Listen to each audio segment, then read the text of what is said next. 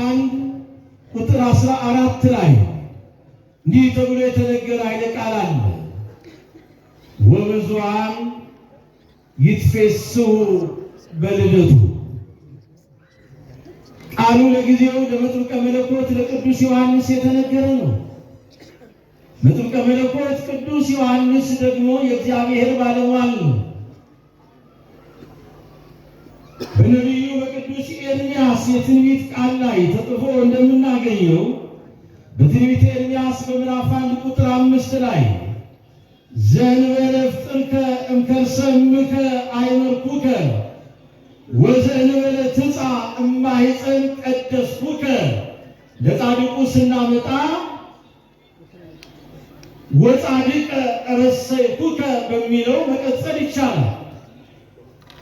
ዘእንበለ ፍጥርከ እምከርሰ እምከ አይመርኩከ በጣም ያስደንቃል ነው። ወዘእንበለ ትጻእ እማኅፀን ቀደስኩከ ወጻድቀ ረሰይኩከ የሚለው ነገር እናያለን። በሆድ ሳልሰራህ አውቄሃለሁ ይላል። እስኪ ቃል በሉ፣ በሆድ ሳልሰራህ በሉ አውቄሃለሁ፣ ከማኅፀንም ሳትወጣ ቀድሼሃለሁ፣ አንተን በእኔ ለሚያምኑ ሁሉ ጻድቅ አድርጌሃለሁ። አመስግናቸው። እንግዲህ እግዚአብሔር አምላክ ለነቢዩ ለአሕዛብ ሁሉ ነቢይ እንድትሆን አድርጌሃለሁ አለ።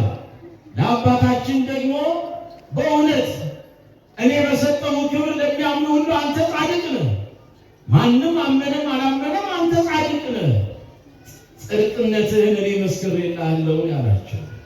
በሆድ ሳልሰራ አውቄሃለሁ፣ ከእናትህ ማኅፀን እያለ ለራሴ ለይቼሃለሁ አላቸው። በመወለዱ ብዙዎች ደስ ይላቸዋል። ለቅዱስ ዮሐንስ መጥምቅ የተሰጠው መጥምቀ መለኮት ቅዱስ ዮሐንስ ማን ነው ስንል የጌታ ባለሟል ነው። አቡነ ገብረ መንፈስ ቅዱስ ማን ናቸው ስንል የጌታ ባለሟል ናቸው።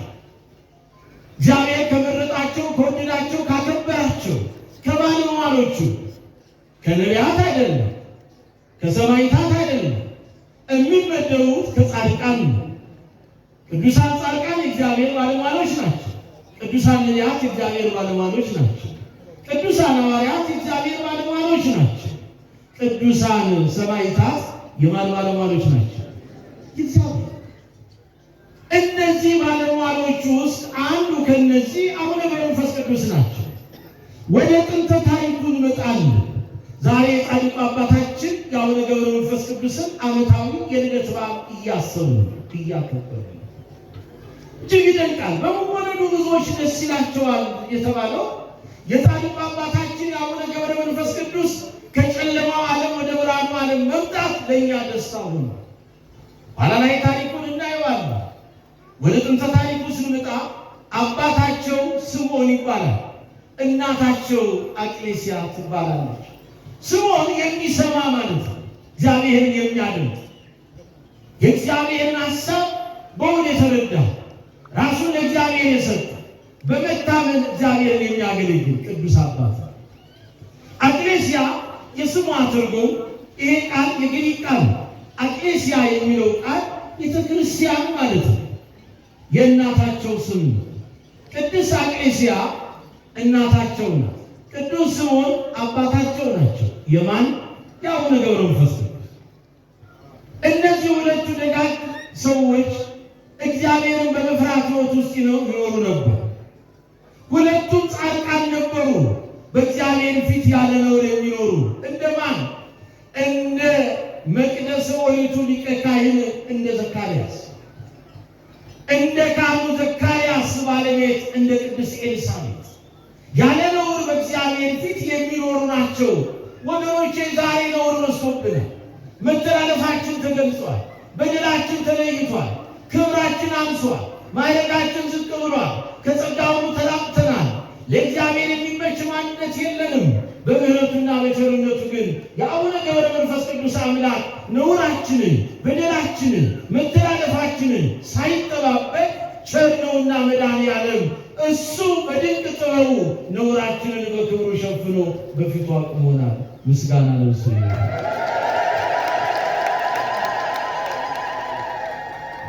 ዛሬ የምንነጋገረው ነውር ስለሌለባቸው፣ በደል ስለሌለባቸው፣ መተላለፍ ስለሌለባቸው የእግዚአብሔር ቅዱሳን ስለሆኑት ስለ ሁለቱ ባልና ሚስቶችና ከእነርሱ አብራክ የተገኙትን ደገኛውን ጻድቁን አባት አቡነ ገብረ መንፈስ ቅዱስን ነው የምናነሳው።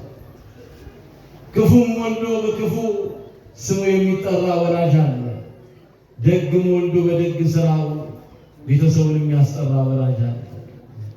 ዛሬ ስምዖንና ቅሌስያ በእግዚአብሔር ቤት ሲኖሩ፣ እግዚአብሔርን በመፍራት ሕይወቱ ሲኖሩ ለእግዚአብሔር የሚመች ማንነት ይዘው ጠባለ ኪዳን መሸለ ቁርባን ከቤተ መቅደሱ ሳይለዩ ነገር ግን በትዳር ሕይወት ውስጥ በጎ የሆነውንና የትዳሩ አንዱ መገለጫ የሆነውን ደግሞ ከትዳሩ መሰረታዊ ዓላማ የትዳር አንዱና ዋናው የሆነውን የዘር ፍሬ መተካት ነውና ትዳር ሶስት መሰረታዊ ዓላማ አለው።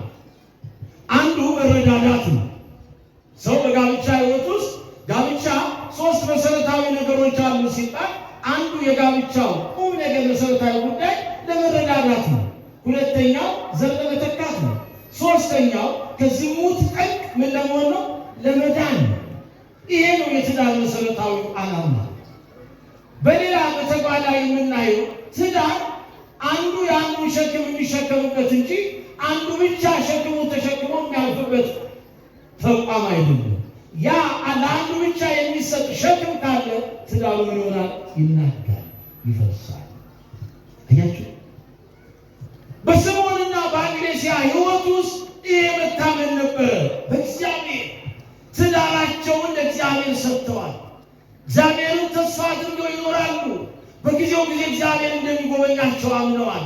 ሁልጊዜ ግን ልመናቸውን፣ ሁልጊዜ ግን ጥያቄያቸውን፣ ሁልጊዜ ግን ጸሎታቸውን፣ ሁልጊዜ ግን እንባቸውን፣ ሁልጊዜ ግን በጎ መሻታቸውን ለማን ይገልጹ ነበር? አይሰማም። አንድ ላይ ወገኖች እያልኩ የተቸገርነው ነገሮቻችንን ሁሉ መልስ ለማይሰጡን ሰዎች እያወራን ነው። ጥያቄያችን እኮ እንዲሁ የሚቀረው መልስ ለማይሰጡን ሰዎች። እምናለቅሰው ማፊት ይሁን፣ እምናነባው ማፊት ይሁን፣ ችግሮቻችን ሁሉ መግለጽ ያለብን ለማን ነው? ያልተፈታ እንቆቅልሽ እኮ የተሸከምን ሰዎች ነን። ያልተመለሰ ጥያቄ በሕሊናችን ውስጥ እኮ የሚመላለስብን ሰዎች ነን። ያልታበሰ ንባብ ከዓይኖቻችን እየፈሰሱ ያሉ ሰዎች ነን። ቀና ብለን እንድንራመድ የማያደርገን የመከራ ቀንበር የበዛብን፣ ቀንበራችን ያጎበጠን የሰበረን ሰዎች ነን። ይህን ቀንበር የሚሰብር፣ ይህን እንባ የሚያብስ፣ ይህን ሸክም የሚያቀል፣ ይህን ቋጠሮ የሚፈታ፣ ይህን ጥያቄ የሚመልስ፣ ይህን እንቆቅልሽ የሚፈታ የገብረ መንፈስ ቅዱስ አምላክ ፊት መጥተናል። አናፍርም፣ እናምነዋለን። በአንተ አንተን ተስፋ ያደረጉ አያፍሩም፣ በከንቱ የሚገበዙ ግን ያፍራሉ ተብሏልና አናፍርም። ብርሃኑ አምላክ አናፍርም። በገብረ መንፈስ ቅዱስ አምላክ እናምናለን። እግዚአብሔር ስምዖንና ቅሌስያ በትዳር ሕይወታቸው ውስጥ የትዳር አንዱ መሰረታዊ ነገር ፍሬ አጥተው ይኖሩ ነበር። ልጅ አጥተው ይኖሩ ነበር። የሚደንቀው ልጅ አጡበት የትዳር ዘመን ደግሞ የአንድ ሰው ዕድሜ ያክላል። 30 ዓመት። ስንት ዓመት አልኳችሁ? ከባድ ነው። አያችሁ፣ ለ30 ዓመት ያለ ልጅ ይኖሩ ነበር። ግን 30 ዓመት ልጅ ባይኖራቸው ትዳራቸው ግን የከበረ ነው። ትዳራቸው እግዚአብሔር የሚገለጽበት ነበር። በትዳር ሕይወታቸው ውስጥ እግዚአብሔር ይዘውታል። ዛሬ በዚህ ምክንያት ትዳራቸውን የፈቱ ስንት አሉ። መውለድ አትችልም፣ መውለድ አይችልም ብላችሁ እርስ በርስ በትዳር ሕይወት ውስጥ ወይ የባል ቤተሰብ ወይ የሚስት ቤተሰብ ገብታችሁ ትዳር ያፋታችሁ ወይም ለእናንተ እግዚአብሔር የማይወደውን ስራ ሰርታችኋልና ይሄ ንስሐ የሚያስፈልገው ጉዳይ ነው። የወንድም ፍሬ የሚያዘጋጅ ማለት አይሰማም። የሆድን ፍሬ የሚያዘጋጅ ማለት ልጆች የማስጦታዎች ናቸው። ናሁ ጸጋሁ ለእግዚአብሔር ውሉድ እሴተ ፍሬሃ በከርስ መዝሙረኛው ልበ አምላክ ቅዱስ ዳዊት በዳዊት መዝሙር 127 ልጆች የእግዚአብሔር ስጦታዎች ናቸው። የሆድን ፍሬ የሚያዘጋጅ እግዚአብሔር ነው ይላል። ስሙ ይክበር ይመስገን እግዚአብሔር ነው። በትዳር ሕይወት ውስጥ ያላችሁ ወገኖቼ ልጅ ስለሌላችሁ ወደ እግዚአብሔር ጥያቄ ማቅረብ ብቻ እንጂ ለምን እንዴት ሆነ ብላችሁ አንተ ባል ሚስትህን እንዳትነዘንዛት፣ ከሚስትህ ጋር ሌላ ተግዳሮት ውስጥ እንዳትገባ፣ ንትርክ ጭቅጭቅ ውስጥ እንዳትገባ፣ አንቺ ሚስት በዚህ ጉዳይ እንዳታዝኑ። እግዚአብሔር በጊዜው ጊዜ ጎብኝሻል። ይሄ ያለ መውለድ ጉዳይ ያልፋል። ብቻ እግዚአብሔርን ተስፋ ማድረግ ነው። አይነ ሁሉ ነፍስ ይሴፎክ ያከ የሁሉም አይን አንተን ተስፋ ያደርጋል ይላል። እግዚአብሔርን ተስፋ ማድረግ ሕይወት ውስጥ መቆየት ዋጋ ነው። እግዚአብሔርን ደጅ በመጥናት መቆየት ዋጋ ነው። የእግዚአብሔርን ቤት እያንኳኩ መቆየት ዋጋ ነው። ወደ እርሱ እየጮሁ መቆየት ዋጋ ነው። ጽራቤ ዋወሳክ ወደ እኔ ብቻ ጩህ ይላል፣ እኔም እመልስልሃለሁ። አንተም የማታውቀውን ታላቁንና ኃይለኛውን ነገር አሳያለሁ ይላል። ይደንቃል። የ30 ዓመት የትዳር ሕይወት ያለ ልጅ ነበር ስምዖንና ቂልስያ ይኖሩት። ግን እግዚአብሔርን ይፈራሉ፣ ትዳራቸውን ያከብራሉ፣ ለእግዚአብሔር ይገዛሉ፣ በዚህ አይነት መንገድ ይታመናሉ። ልጅ ስለሌላችሁ እግዚአብሔር ከእናንተ በረከትን ነስቷል፣ የእግዚአብሔር ጸጋ ተለይቷቸዋል የሚሏቸውን እነዚያ የማይረቡትን እነዚያ የዓለሙን ጣጣ የያዙትን እነዚያ ዝም ብለው የሰውን ማንነት ሳያውቁ ሳይረዱ በሰው ሞራል ላይ የሚረማመዱትን ሁልጊዜ እግዚአብሔርን ሰዎች ለማሳነስ የሚነሳሱትን የዓለሙን ትችትና ዜና አይሰሙ ነበር። ወገኖች የጆሮአችንን ንጥፈት ዘወእዝን ሰሚዐ ለይስማ፣ የሚሰማ ቢኖር የእግዚአብሔርን ድምፅ ብቻ ይስማ። ተዉት። በትዳራችሁ ሕይወት ጣልቃ አታስገቡ። ሶስተኛ ሰው ትዳራችሁ አይግባ። ለምንድነው እንዲሆንሽው ለምንድነው እንዲሆን ከሚለውን አትስማ። ይሄን ያደረገ እግዚአብሔር ነው። በጊዜው ጊዜ እሱ ያውቃል። ሁሉ በሁሉ ማድረግ የሚቻለው እሱ ነውና ሁሉ ከእርሱ ሁሉ በእርሱ ሁሉ ለእርሱ የሆነለት መድኃኒዓለም ነው። የገብረ መንፈስ ቅዱስና የኔና የእናንተ አምላክ ነው። ስሙ ይክበር ይመስገን። ማናለን አይዟችሁ የእግዚአብሔር ልጆች። ቋጠሮ ይፈታ፣ ታሪክ ይቀየራል፣ ነገር ይገለበጣል። ስምዖንና ቂልስያ 30 ዓመት ሙሉ ያለ ልጅ ሲኖሩ ጥያቄያቸውን ብቻ የሚያሰሙት ለማን ነበር? ወደ ማን ነበር የሚጮሁት? ወደ ማን ነበር የሚያቃትቱት? ወደ ማን ነበር ጥያቄያቸውን ሁሉ የሚያሰሙት? በአንድ ወቅት ወደ ቅድስቲቷ ቤተክርስቲያን መጣ። በታቦተ ምጽዋት ፊት የስምዖን ባለቤት የአቡነ ገብረ መንፈስ ቅዱስ እናት ስሟ ቂልስያ ቤተክርስቲያን መጣችና በስዕለ ሥላሴ ፊት በእውነት በስዕለ አድኅኖ በሥላሴ ፊት ድፍት ብላ ጸለየች ይላል። አለቀሰች ይላል። አነባች ይላል። ብዙዎች ዛሬ አልገባቸውም። እኛ በቅድስት ሥላሴ ስዕለ አድኅኖ ፊት ቆመን ስንጸልይ በስዕለ ስቅለቱ በስዕለ አድኅኖ ስቅለቱ ላይ በመድኃኒዓለም ስለ ስቅለቱ ባለበት ፊት ስንጸልይ ምስለ ፍቁር ወልዳ በስዕለ አድኅኖ ፊት ቆመን ስንጸልይ በስለ ቅዱሳን መላእክት ፊት ቆመን ስንጸልይ በስለ ቅዱሳን ነቢያት፣ ሐዋርያት፣ ጻድቃን፣ ሰማዕታት ስዕላቸው ፊት ቆመን ስንጸልይ ጧፍ አብርተን ሻማ አብርተን ስንጸልይ እኛ ከወረቀቱ ጋር ግንኙነት ያለን የሚመስላቸው አሉ። መቼ ወረቀቱ ጋር ሆነ? እኛ እዚያ ስዕሉ ላይ የተሳለው ባለቤቱን ነው በሕሊናችን የቀረጽነው፣ ከወረቀቱ ጋር አይደለም። ኦብጀክት ያማ ነገር ነው። እዛ ጋር አይደለም ያለነው፣ እኛ ባለቤቱ ጋር ነው ያለነው። የሚደንቀው እኮ ይሄ ነው። አልገባቸውም ወገኖች። ከስዕሉ ጋር የምንጸልይ የምናቃትተው የሆነው ያ ጉዳይ አይደለም። እግዚአብሔር በቅድስት ሥላሴ ስዕል ፊት ተንበርክካ አጎንብሳ ትጸልይ ነበር ይላል። የልቦናን መሻት ትገልጽ ነበር። ዛሬም በቅዱሳኑ ስዕል ፊት ቆማችሁ ብትጸልዩ ጥያቄያችሁ ይመለሳል። በስዕለ ማርያም ፊት ቆማችሁ ብትጸልዩ መብራት ታደምጣችኋለች። ከወረቀቱ ጋር አይደለም፣ እዚያ ላይ ከተሳለው ባለቤት ጋር ነው። እኛ ግንኙነታችን ከእነሱ ጋር ነው። አክሌሲያ ግንኙነቷ ከሥላሴ ጋር ነው። ያን ጊዜ ገና እንዳጎነበሰችና እንባዋን እያፈሰሰች እንዳለ ከስዕሉ ላይ ከስዕለ ሥላሴ ድምፁን አነሳና አነጋገራት። ስሉስ ቅዱስ አነጋገራት። እኛንም በእውነት እንዲያናገረን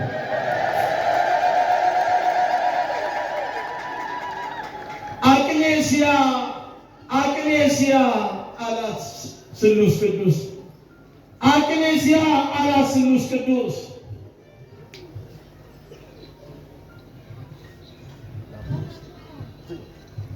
አላት ስሉስ ቅዱስ።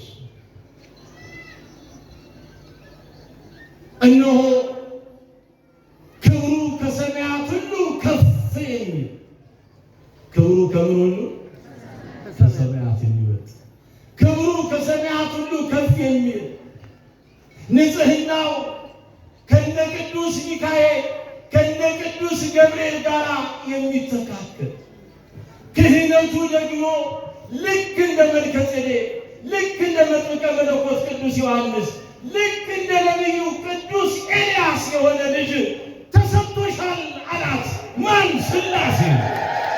ይደንቃል ወገኖቼ። ይሄ ነው እንግዲህ እግዚአብሔርን ደጅ በመጥናት እግዚአብሔርን ብቻ ተስፋ ማድረግ። ማጣት የለም ማግኘት። ይሄን እናምን ይገባል። አሁንስ ተስፋችን ማን ነው? እግዚአብሔር። ስለ ሥላሴ ላይ ነው ተንበርክካ የጸለየችው። ከስለ ሥላሴው ላይ ነው ከስላለው ቅዱስ ቅዱስ አነጋገራት። ያን ጊዜ ብድግ አለች። ወዲያውኑ በመልአክ ብስራት መጋቢት 29 ቀን ቅድስት አቅሌስያ ከቅዱስ ስምዖን አቡነ ገብረ መንፈስ ቅዱስን የመንፈስ ቅዱስ አገልጋይ የሆነው ልጅ ትወልዳለች ተብላለችና መጋቢት 29 ቀን እኚህ ቅዱስ አባት ተጸነሱ። ክብር ምስጋና ለአምላካችን። መጋቢት 29 ቀን የማን ጽንሰት ነው የምናስበው? ንገሩኛ። እንዲህ የማን? የማምላክ የንጽሕተ ንጹሐን የቅድስተ ቅዱሳን የድንግል ማርያም ጽንሰቷን ማን የጸነሰችበት? ልጇን ፈጣሪዋን አምላካችንን የጸነሰችበት የአምላካችን የመድኃኒታችን የኢየሱስ ክርስቶስን በዓለ ጽንሰቱ መቼ ነው? ጽንሰቱ መቼ ነው? መጋቢት 29 ቀን። መጋቢት 29 ቀን ተጸነሱ። ታዲያ ታኅሳስ 29 ቀን ተወለዱ ይላል። ማን? ገብረ መንፈስ ቅዱስ በመወለዱ ብዙዎች ደስ ይላቸው። ይሄ ልመና ድምፅ ተሰማ።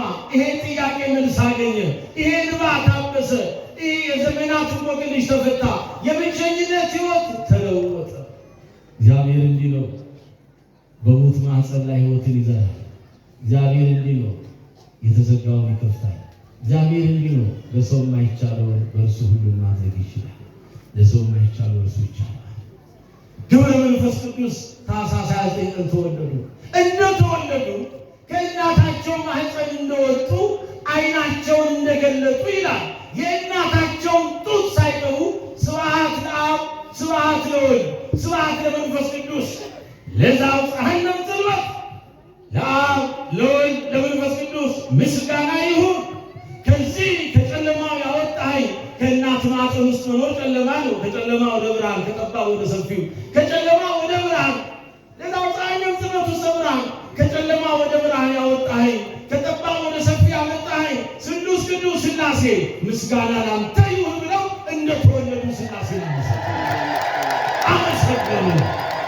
አሁን ይሄ አይገባው ለዛኛው ለእነንቶን አይገባቸውም። እኛ የያዝነው ሁሉ ያምራቸዋል።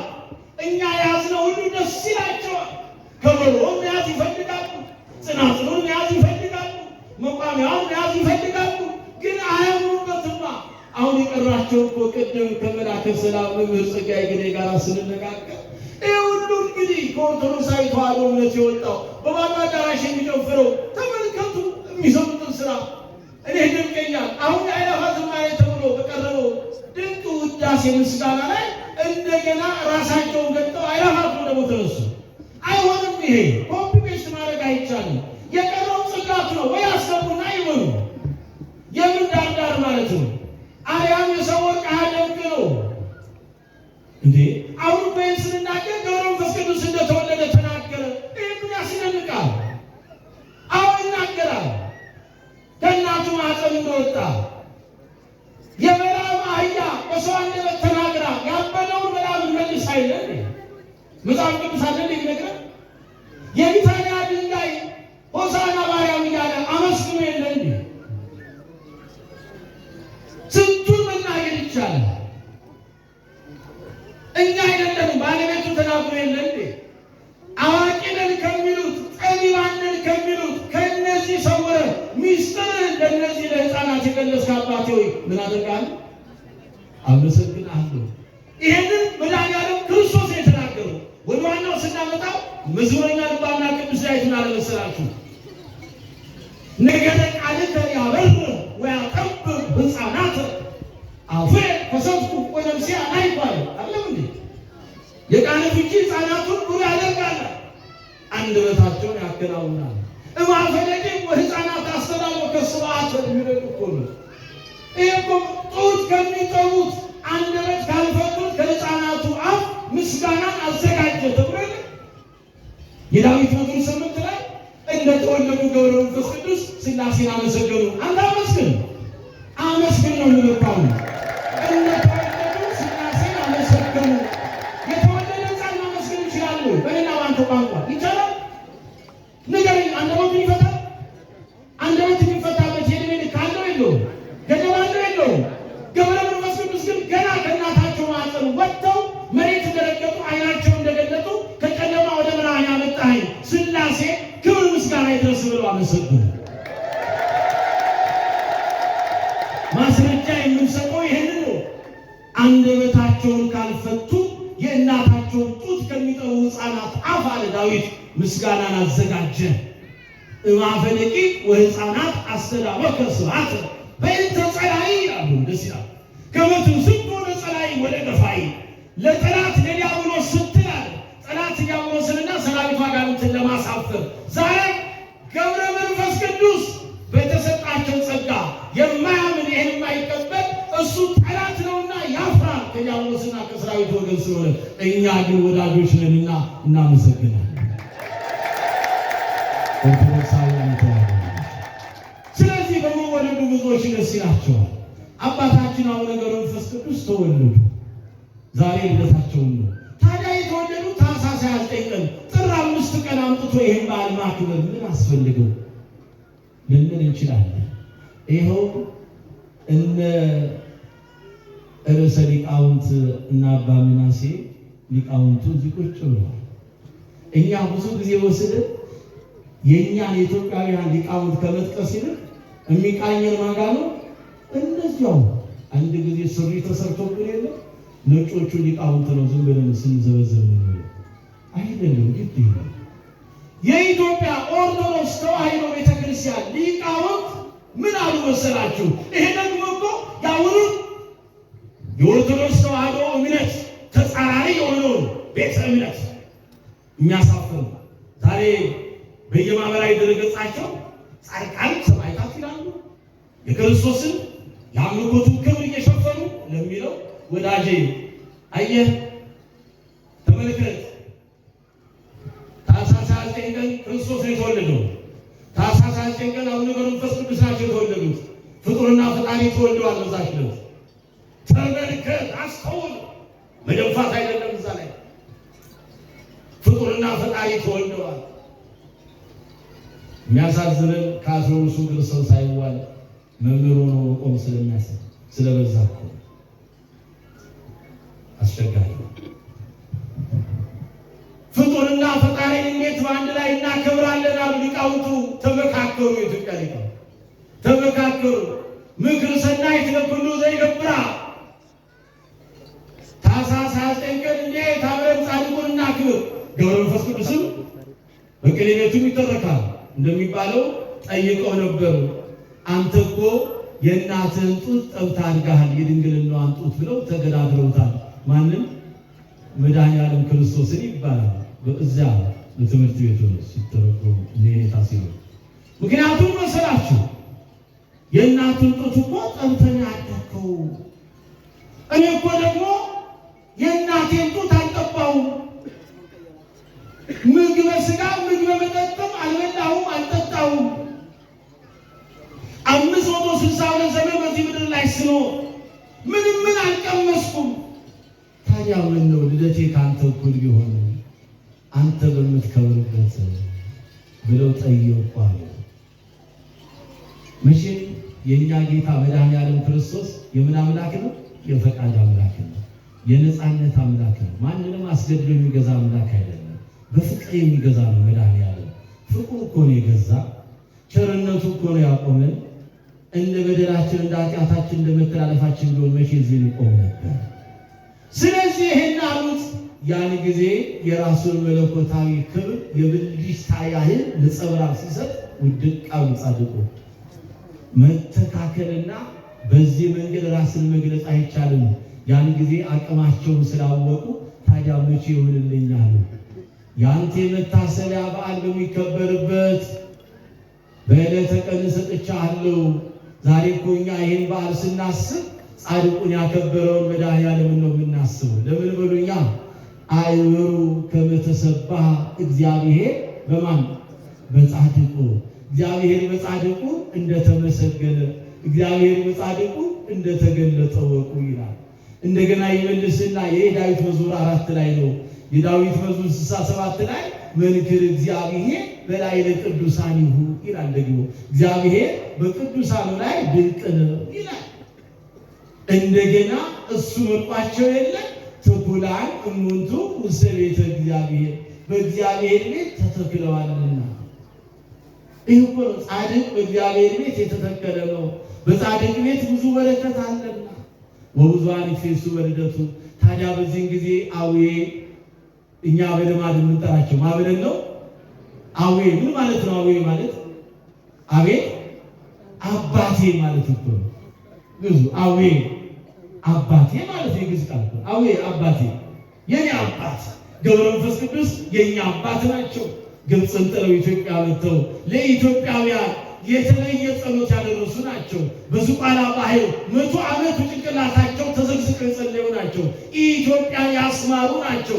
ሌላው ቀርቶ እንደ እናትህ እንደ ድንግል ማርያም ይህችን ቅድስት ሀገር አስራት አድርገህ ስጠኝ ብለው ለምነው ከእናቴ ጋር አንተም ኢትዮጵያ አስራት ትሁን አንተም አባት ሁናቸው ተብለው ቃል ኪዳን የተገባላቸው ናቸው።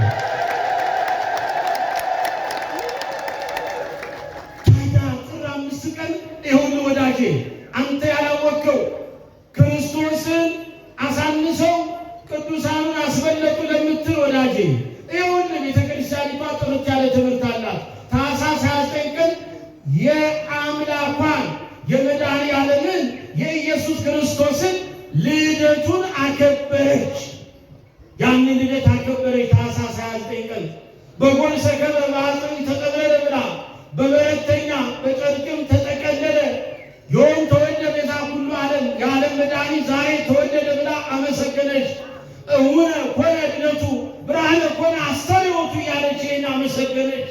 በሚያስደንቅ ምስጋና ዮም አሐደ መሬተ ኮኑ መላእክት ወሰብእ ከመ ይሰብሕዎ ለክርስቶስ ንጉሥ በቃላሚ። ሰውና መልአክ ሰውና እረኛ አንድ ላይ ሆኖ አመሰገኑ።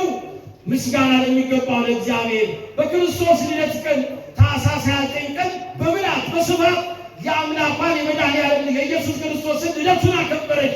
አመጣችና እግዚአብሔር ካከበራቸው፣ እግዚአብሔር ከመረጣቸው፣ እግዚአብሔር ከወደዳቸው ከቅዱሳኑ አንዱ ታኅሳስ 29 የተወለዱትን አመጣችና ደግሞ ለጻድቁ እንደ ክብራቸው ክብር እንስጥ ብላ ጥር 5 ቀን ልደታቸውን አከበረች።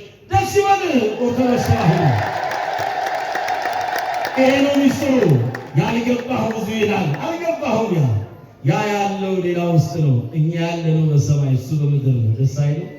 በሰማይ ያህል ልቡክሙ እመኑ፣ አትጠራጠሩ። እግዚአብሔር ልጆች፣ የኦርቶዶክሳውያን ተዋሕዶ ልጆች፣ እኛ እኮ ክርስቶስ ከሰማይ ወረደና በበረት ተወለደ።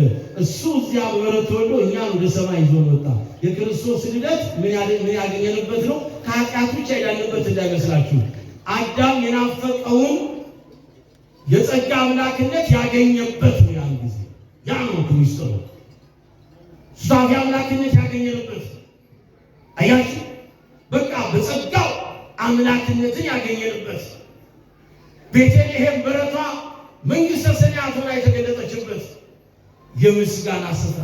ስብሐት ለእግዚአብሔር በሰማያት ወሰላም በምድር ስምረቱ ለሰብእ ተብሎ ተመስግኗል። በዚያ አሁን ደግሞ የአቡነ ገብረ መንፈስ ቅዱስ የልደቱ በዓል ላይ በእውነት በእንዲህ አይነት መንገድ ጨለማው በብርሃን እንዲቀየር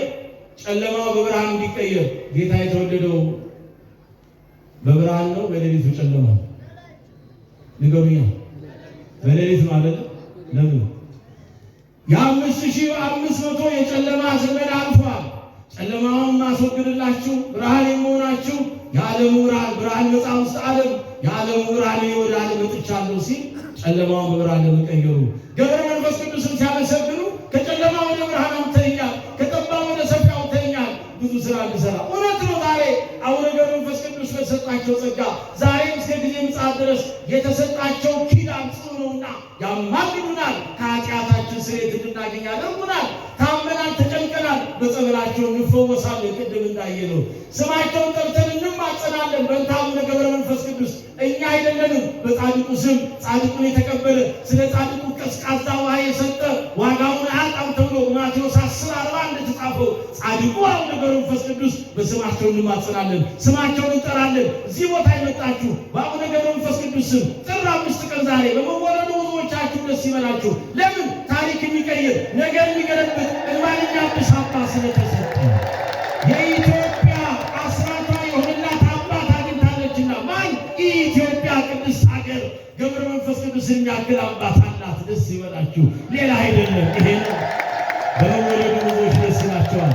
በዚህ መንገድ ያከበረን፣ በዚህ መንገድ የጠራን፣ ዛሬ ይህን በዓለ ልደት እንደዚህ እንድናስብ ያደረገን ጻድቁ አባት አቡነ ገብረ መንፈስ ቅዱስ በመልጃቸው አይለዩ። ጥር 5 ቀን የምናከብረው ለዚህ ነው። የተወለዱት ግን መቼ ነው?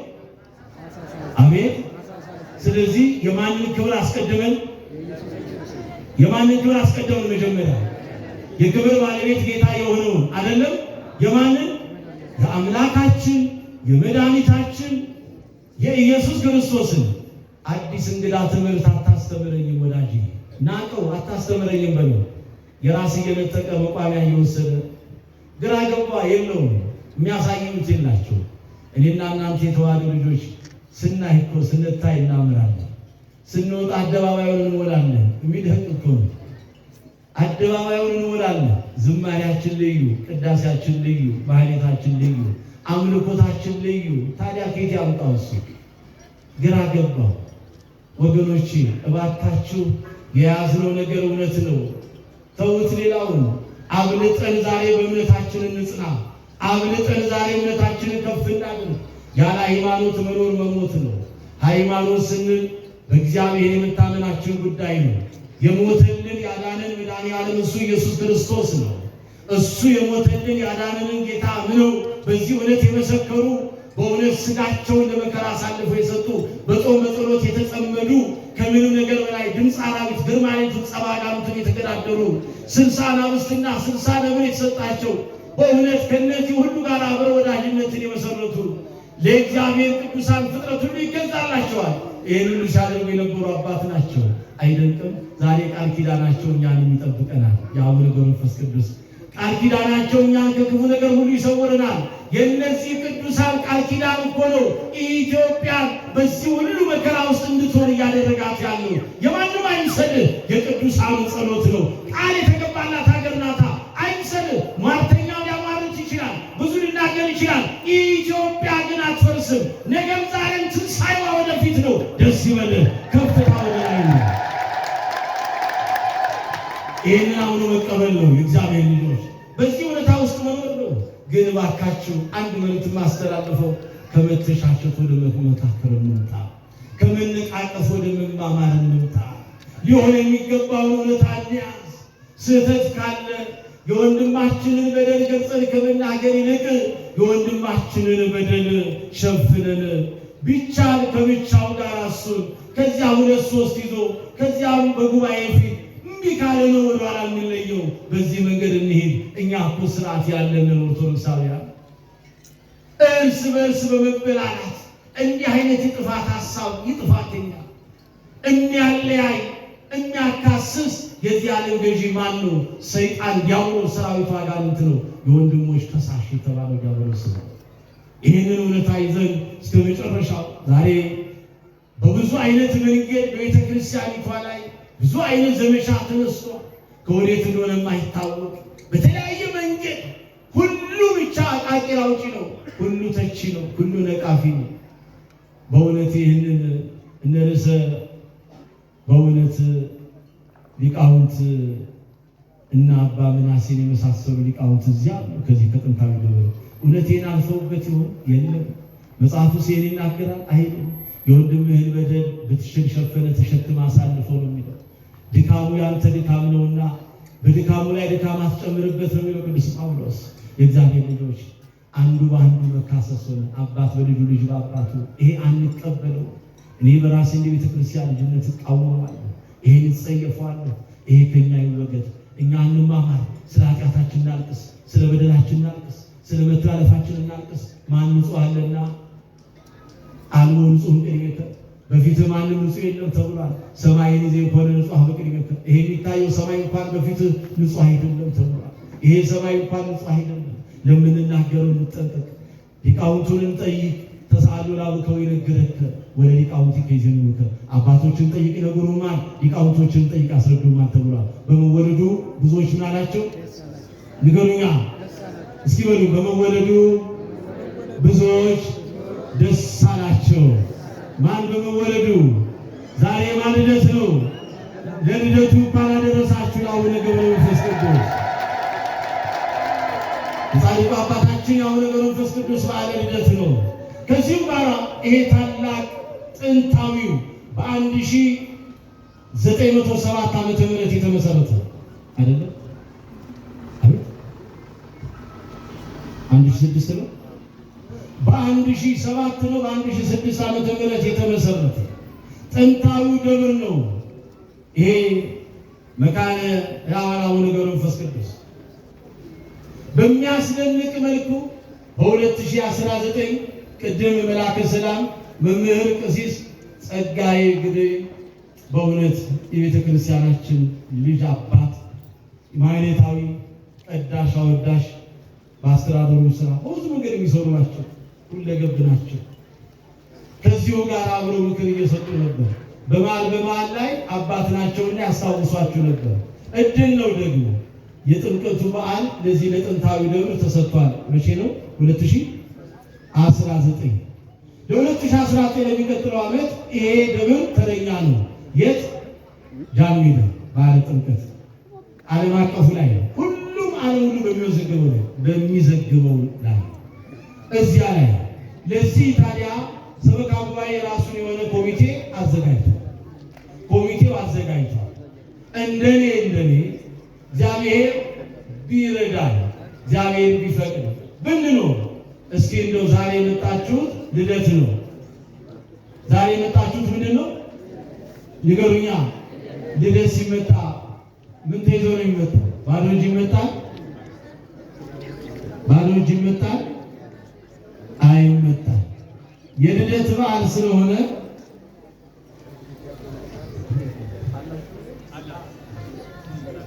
ይሄ የልደት በዓል ስለሆነ በልደቱ በዓል ላይ እግዚአብሔር የረዳችሁ ያገዛችሁ የቻላችሁ አሁን ያልቻላችሁ ደግሞ እንደዚሁ ስም እየሰጣችሁ ስም ሲባል በክርስትና ስምም አደራ የምንለው በታቦቱ ፊት አይዋሽም። እንደገና ስልክ ቁጥር የሚመዘግቡ ሰዎች እዚህ ቆሙ። ጥሩ ነው። ቃል የሚገቡ ሰዎች ካሉ ለ2019 የጥምቀት በዓል ኮሚቴ ተዘጋጅቷል። ኮሚቴው ደግሞ ምንድነው? ንዋያተ ቅድሳት ግድ ያስፈልጋሉ። የሰንበት ትምህርት ቤቱ አልባሳት፣ የሊቃውንቱ አልባሳት፣ የካህናቱ አልባሳት፣ የዚህ ሁሉ ግድ ያስፈልጋል። ለዚህ ሁሉ የሚሆን ነገር ያስፈልጋል። አሁን ግን አካውንቱ አንድ አካውንት ነው፣ የደብሩ አካውንት እነግራችኋለሁ። ብትችሉ በልደቱ ቀን የመጣችሁት እስኪ አካውንቱን ያዙልኝ። ፈቃደኞች ይሆናችሁ አካውንቷን ብቻ ስንችል እግዚአብሔር ሲረዳ ሲሰጠን 10ም 5ም እናስገባለን የምትሉ 1000 እየነገርኳቸው የኢትዮጵያ ንግድ ባንክ 1015 34 01 76 8 አሁንም በሚተላለፈው ማህበራዊ ድረገጽ ላይ እያስገባችሁ ካላችሁ ይኸው የኢትዮጵያ ንግድ ባንክ አካውንት የመካነ ሕይወት አቡነ ገብረ መንፈስ ቅዱስ ቤተክርስቲያን ንግድ ባንክ ነው የሚለው። የሂሳብ ቁጥር ደግሞአለሁ 1000 14